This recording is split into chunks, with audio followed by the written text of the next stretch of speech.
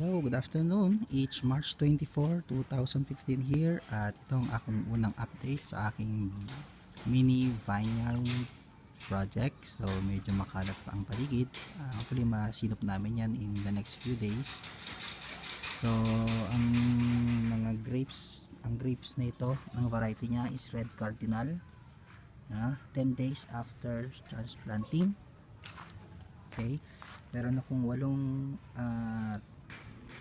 seedlings dito na sinusubukan at hopefully mapabunga ko siya.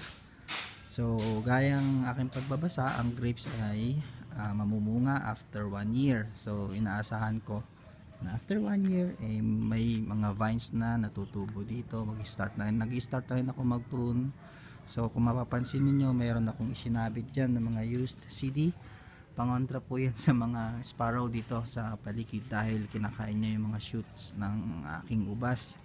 So yon ang medyo isa sa muna ko naging problema dito. Yung aming ginawang design, hindi ko alam kung anong klaseng trellis system to, pero binisualize namin na sa the next few years ay magkakaroon dyan ng mga bunga na nakasabit. So mas maganda siyang tingnan and hopefully matamis yung ating papamunga.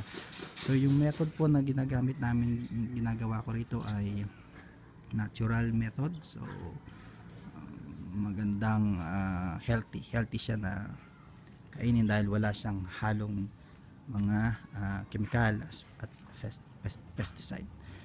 So yan na ngayon ang aking update and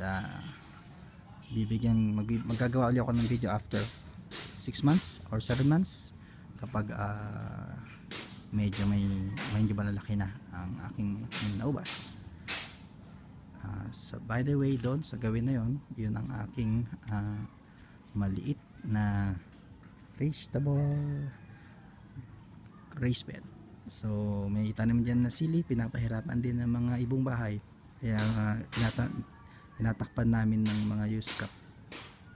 Yung tatlong box na yun po ang aking compost area. So nailagay na namin dyan yung mga manure at mga dayami. So ino-oculate na po yan dito, kaya makikita nyo na may mga takip ang mga bed ay inoculate ko po yung soil.